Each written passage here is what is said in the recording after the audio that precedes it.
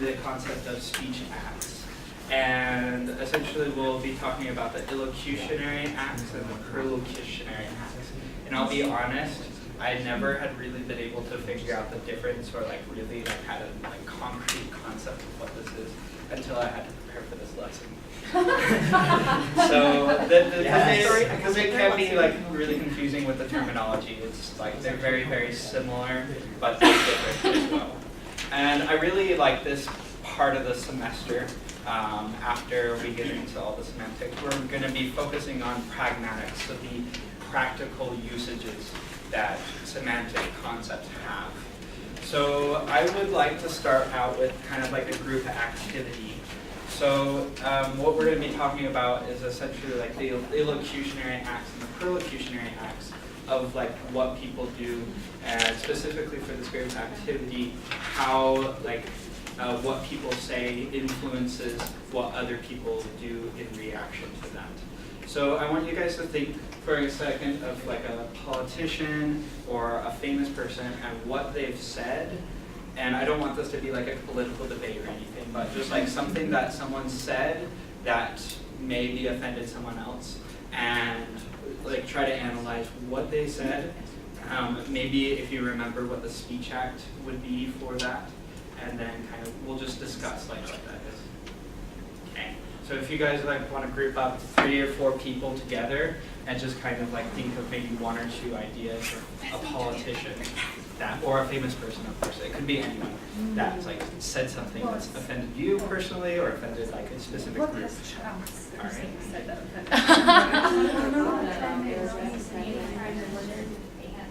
Sure, larger than some fancy banquet.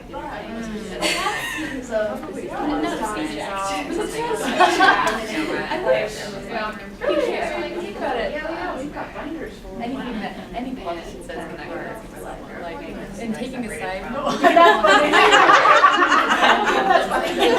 don't think that's okay. It's not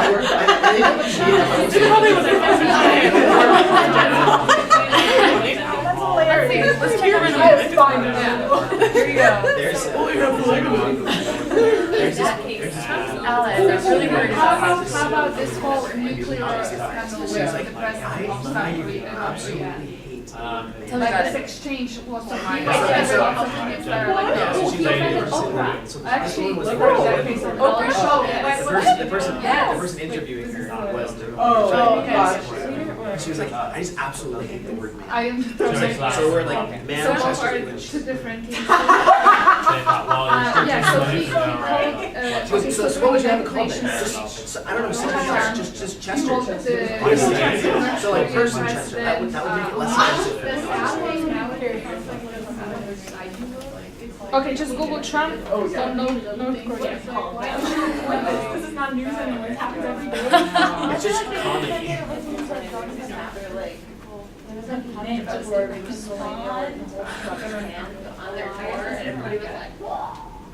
And then I would like you and Yes. so what's speech act? But offended, they're like invited.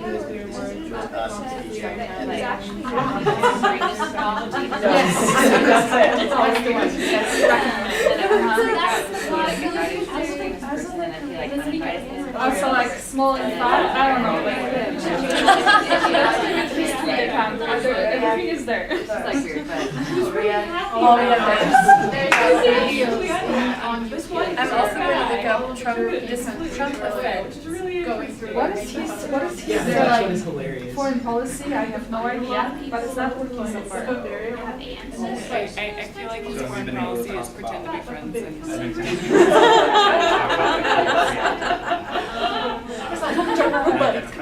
Very second. Like if you could He's like several times per day, so you need to figure something out.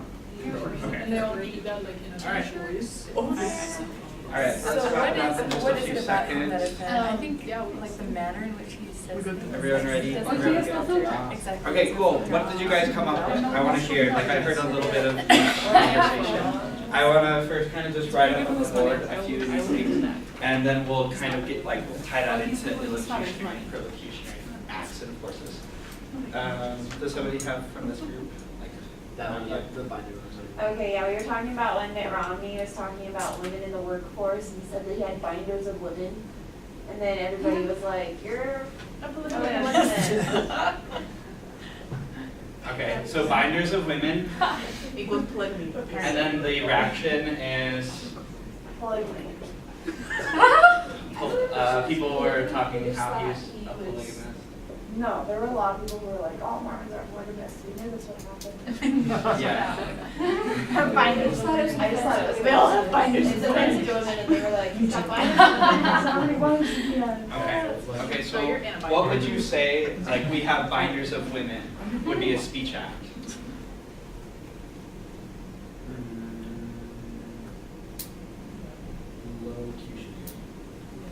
Locutionary? Yeah, do you have an idea? In a way, That's fair.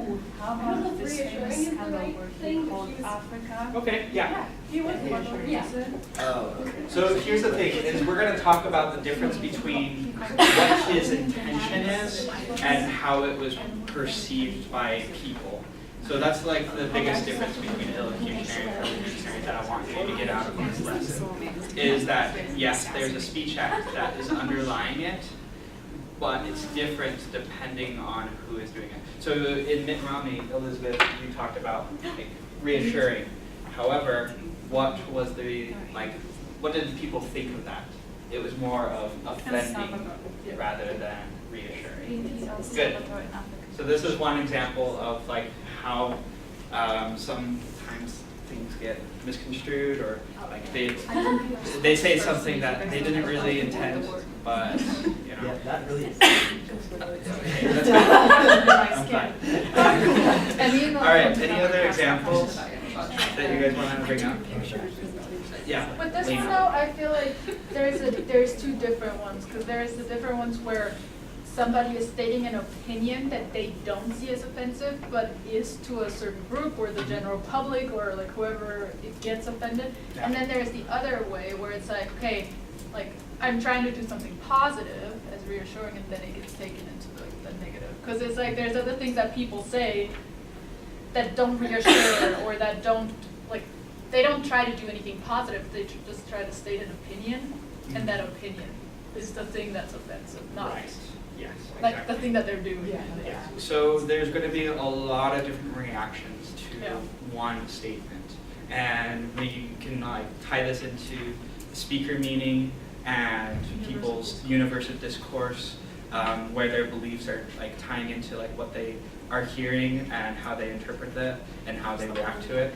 And so all of this is starting to come together into a lot of different places, which is why I kind of want to focus this into a semantic analysis that we're going to do a little bit later, which will help you get some more ideas of like what an analysis does for your paper that you'll be writing.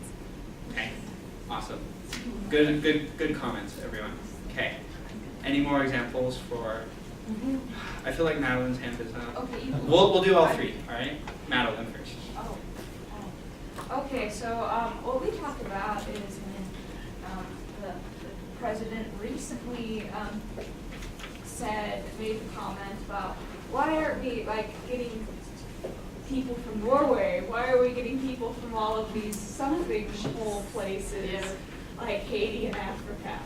So his intention with that was saying that he just thinks that those places suck, but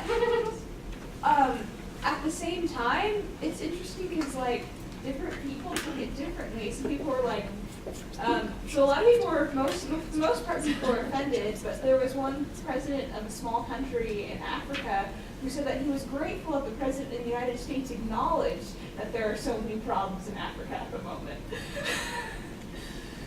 Okay. So you never know how people are going to take things. Okay. And what do you think Trump's intention for saying that was? I'm trying to be objective here. Yes. Like, what would you say like his intention was? Alexia. Well, his intention was to emphasize the theme of his campaign, put America first, forget about refugees, forget about developing countries, focus on the U.S. Okay, good. On the big Yeah. list. I almost think it was almost like encouraging to other countries, saying like we don't. Maybe he was trying to get the point across, like everybody can come here. Oh, that's very not optimistic true. view. I don't know, you guys. Very But great. he was. That's insulting language. Okay, yeah, So of course. I Of course. Well, I'm So just I think saying. that it. We'll never see the US. Part of it was that he was wanting to Not everyone can come. degrade these countries. Yeah, of course. That's why I put that. Yeah. But we'll talk about that in a little bit. Okay. We have some people didn't take it that way. Yeah. And some people did. And it's interesting to see how like even those that should be offended actually take it completely differently. And those that really aren't being talked about are the ones that are actually being offended, if you think about it. But yes. Anyway, so there's a lot of interesting stuff to do about this. Okay, Garrett, you have one, and then Alexia. Yeah, so CNN just hosted their town hall forum, I think a week and a half ago. Okay. So it was a big crowd of people from Florida involved in the Parkland shooting, and Senator Marco Rubio was there. And one of the student survivors asked him if he'd continue to take money accept money from the NRA in his campaigns. And in responding to that question, he said, you know, this is important to understand. When people give money to my platform, they're buying into my agenda, what I stand for politically. And then everyone in like the crowd got really upset, started booing at that. And yeah, so he was trying to explain like, yeah, I'm just looking to accept money from them, not because I support everything that they do or don't do, but because they're supporting what I do or don't do. And but for the crowd, that was that meant something else as far as him accepting money. Okay, so I'm trying to think of like a way to describe So like, the way that they kind of took it. I mean, I guess it's implied that he cares more about the money than about the people who were killed in the shooting. Okay, cool. And so I'm trying to get to the point where it's like, it doesn't have to be just one word in a speech act. We'll be talking about more like perlocutionary verbs things. Good. And did you want to explain yours, Alexia? Yes. We also wanted to talk about the previous example, but I found another great example because Donald Trump has them many on his Twitter account. Lately he got into a war with Oprah Winfrey, and by default Ellen DeGeneres because they're like best friends. And I love Ellen. Okay, he tweeted about Oprah Winfrey calling her insecure. So this is how it goes. Just watched a very insecure Oprah Winfrey after she delivered that talk at the Golden Globes, right? Very powerful talk, and she didn't look insecure to me, but I mean. Just watched a very insecure Oprah Winfrey, who at one point I knew very well, interview a panel of people in 60 Minutes. The questions were biased and slanted, the facts incorrect. Of course, fake news, right? Hope Oprah runs for president so she can be exposed and defeated just like all of the others. Exclamation mark. Oh my God. All right, wow. I know, he's the president. I know. I mean, hands down. I mean, Yeah. All right. So would his intention here be like defending in a way? Would that work? Is that what is it called? Speech. Yes, speech. Yeah. I'm trying to have it like not like make this into a political debate, but obviously there are things that are offensive to people with this topic, so I expected it. But yeah, in his intention, it's defending, but with like the reaction to it, that's downright putting someone down. Yeah. Okay, so like you can write that down, but that's okay. But like, all right, you're getting the point that I'm like making is that in every single statement that people make, you're going to find both what their intention is and what people's reactions to are. And so the intention is a little bit easier to measure than what the reaction is because the intention should only have at least like one or two, like at most one or two different intentions for it. And hold on. And then the reaction, the perlocutionary force, is going to be multiple depending on the person and how people react and what we actually see in the real world. Who has the loudest voices essentially? Yeah. Maybe to even out our playing field of what we've got right now. I remember during the election that Hillary Clinton said when her whole thing about, well, half the country is what I would refer to as a basket of deplorables. And her base was just like, yeah, sure. But then like all the other people on the other side who she was referring to were like, that's like that. Exactly. Thank you. It's just interesting how like some people like didn't see it as much as an insult, even though she kind of did mean it as an insult. They didn't take it as bad. Then some people were like, nope. Yeah, for sure. And so anyway, moving on though, like from all of this, like with the politicalness of everything, this kind of shows why speech acts are really important. And it can either make a person or break a person, depending on how people perceive it. What you may say has really good intentions could be really misconstrued. Of course, there are things that are blatantly offensive, but we see that that there's so many different ways that you can do different things. And we talk about a lot of the linguistic acts that people can do. There's another side on that. So the linguistic ones are like we've talked about: complimenting, condemning, scolding, and praising.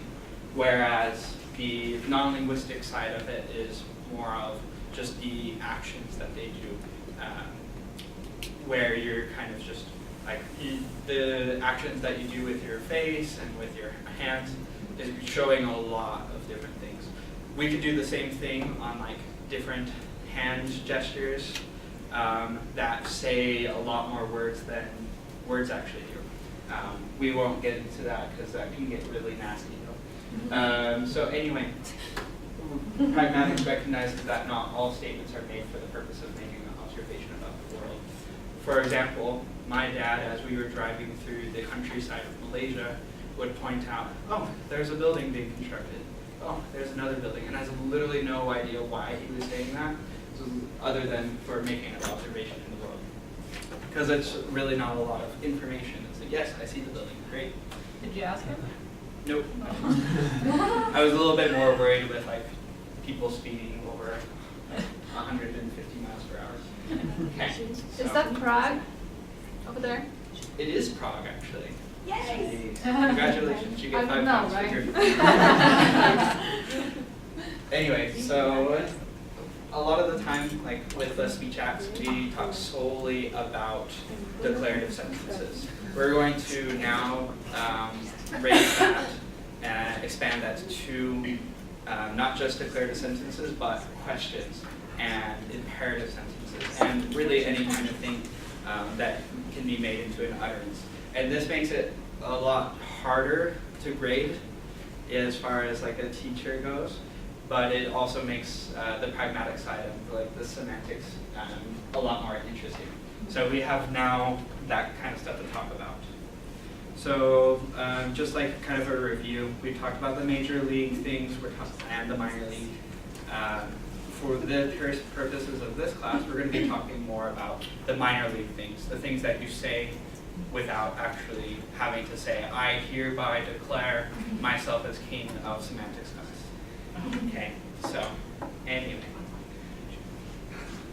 So with this, we go into a lot of complex meanings. A lot of people will say, like, we've talked about like how one sentence may be scolding or informing, complaining, all those kinds of things without really saying it. So like when a mother says, it's like, oh, your room is really messy. That's not just a declarative sentence that's saying your room is really messy. What is it actually doing? Yeah, it's a demand. It's like a request.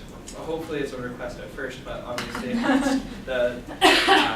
it's a request and then demand and then, you know, kind of forcing in order to actually get something done. So the key difference between speech acts we discussed today is that the last chapter speech acts are all phrased as declarative sentences, but a lot of the time in the world, people will ask questions to kind of soften things, or imperatives to even put more force into it.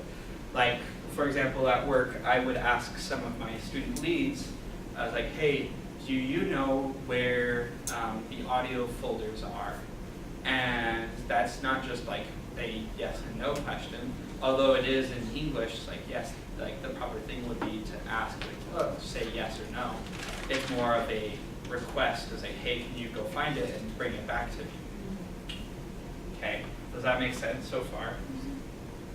Whereas I could also say, just directly, bring me the audio folders, and then that's where it goes. Okay, so, just like I was going on with that, I want to kind of, maybe erase this a little bit. Can you see like the stuff over here? Okay, I just wanted to make sure. So I kind of like split out the two differences, and I want to just make this like overtly clear that with illocutionary forces, so let's say we have speech acts, and we have verbs where you have an illocutionary force. You can also like have them called as illocutionary verbs and perlocutionary. So I've kind of alluded to this. So can anyone like demonstrate, like make the comparison, like what is the difference between these two? Illocutionary versus perlocutionary? No? Okay, that's fine. So the illocutionary force, it talks about how, like the intention of the actual speaker. Okay, so this should be just like one or two different things. So like, for example, I could say, could you, like, hey, your room is a mess. That could be either a request or a demand. So this is like the illocutionary act that as a mother or father is saying to the child, hey, your room is a mess. It's actually just more of a request or a demand to actually clean your room. Yes? So that includes indirect and direct, because indirect would be like, hey, your room's really messy. But it could also be directly, like, or the mom could say, go clean your room. Yes. So it's, So like the indirect like way or the direct directives that. okay, both are under the law. Yes, like with the illocutionary forces. Okay. Okay. The perlocutionary force is with this statement, can you clean your room, or like your room is really messy. The perlocutionary force is what type of reaction people have on that. So this can be branched off to many different things, as we've kind of explained, where sometimes people, let's go with the clean your room one. The child could ignore. What else could the child do? Okay. Obey and clean the room. Wait a few weeks until punished, and then clean the room and still have a punishment. There's a lot of different responses. Or they could get mad at their parents, they could argue, they could complain. There's so many different branches of like what one single thing could do to make like a reaction, as we've seen with the political people that we just kind of discussed a little bit earlier. All right. Oh, it makes perfect sense now. Okay, so I want to make that clear that there's the difference between the illocutionary forces and the perlocutionary forces. So what would be the definition of perlocutionary? Just simply that it's a response to request and demand? Yes, like the reaction that people have to like a statement or any kind of utterance, yes. So is the illocutionary force, is that just like, could we not just parallel that with like speaker meaning? Like this is what they intend to say, Yes. but then The perlocutionary is. Yeah, it's a good way to look at it, make those comparisons between the illocutionary forces, speech acts, and yeah, the speaker meaning. So for example, like if someone says, do you know where the can opener is? Like what is the speech act under that? It's probably a request, right? To say, oh, can you get the can opener for it? Then the perlocution, like that's the intention or the meaning of the person saying that. And then most likely someone's going to either get you the can opener, say that we don't have a can opener, or say that you broke it because you don't know how to use a can opener. Like me, I'm horrible with can openers. But yeah, anyway. So we kind of go on a little bit further with the speech acts, because I'm not saying that there's just one underlying verb with the speech acts, which makes illocutionary verbs a little bit harder or more complex. So like, how are you? It's like, sometimes that's really just asking like, oh, like, how are you really doing? But most of the time it's just a greeting. It's kind of just lost its sense. So it's like, oh, how are you? Okay. Whereas like formal introductions, I've never heard people say this. Have you? How you do? Have you? How do you do? I'm from the Midwest, people say that all the time. Oh, okay. Great. So, Which anyway, is so weird because it's not really formal, it's just like, how do you do? and then there's other ones like expressing incredulity. Like he said, what? That kind of thing. Or suggestions. It's like, why don't we go out for dinner? It's like, these are all questions, but like, are they really just like, why don't we go out for dinner? It's like, oh, because we're too poor. That would be a weird explanation for that. Okay. Or a request, would you mind opening the door for me? It's like, yes, I mind. It's like, that's a heavy door. So like a lot of, like this is just kind of foreshadowing a little bit into what we'll be talking about next week with felicity conditions and aggressive maxims. So like this is a really fun topic, and hopefully by next week you'll have like some sort of idea what you want to do for your paper. Because what, like essentially the fun things to analyze are when people don't follow the conventions of answering these. So when I say, do you know where the can opener is?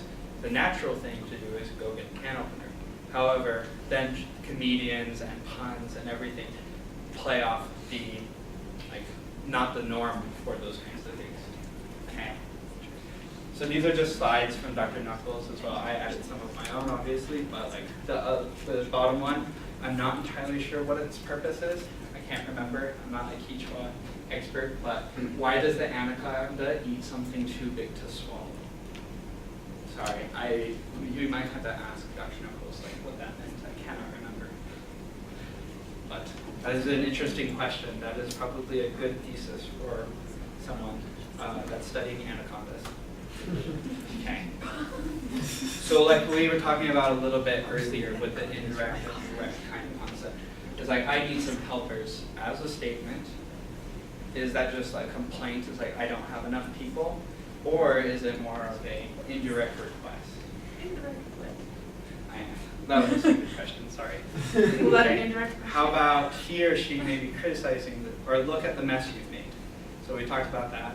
It's like, is the parent directly criticizing the child? No. In order to directly criticize the child, you'd be like, wow, you like aren't smart enough to even clean up your room? Wow. So there's a lot of different things. It's like, that's why indirectness is so important in our culture. We don't want to offend people, even our own children who we're like so close to, but like we use these kind of things to make sure that we're not hurting their feelings. It's exhausting. For a European, yes. Exhausting? No, I completely agree. Right, Lena? I'm just curious, like, how do you, like, is it hard to, like, interpret these kind of indirect sentences or questions?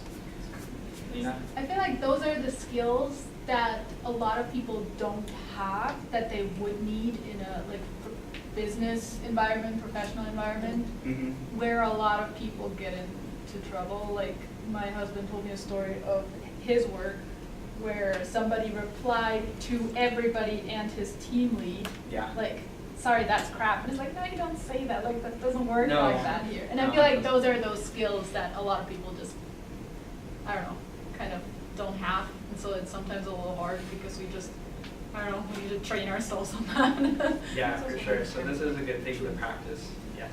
Well, I agree with Lena that in a professional setting, it's definitely important not to have emotional response to things that happen around you, especially when you interact with clients or customers.